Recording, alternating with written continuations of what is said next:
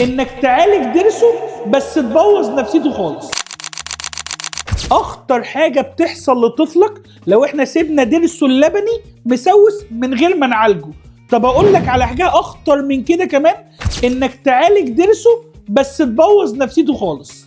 الطفل لو سيبنا ضرسه اللبني مسوس من غير علاج اكيد هيبقى موجوع وهيعمل له مشاكل ومضاعفات اكتر، ممكن يعمل له التهابات او خراج تحت الضرس، او يلخبط ويبوظ الاسنان الدائمه اللي لسه هتطلع او تطلع معوجه في الاخر.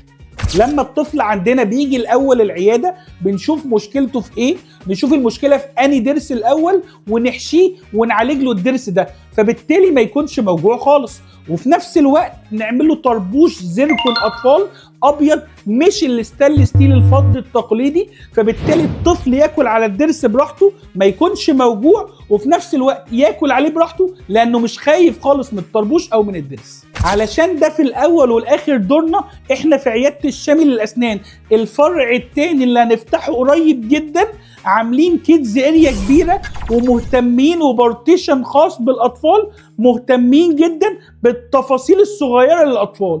تعالوا نورونا وشوفوا التفاصيل دي بنفسكم.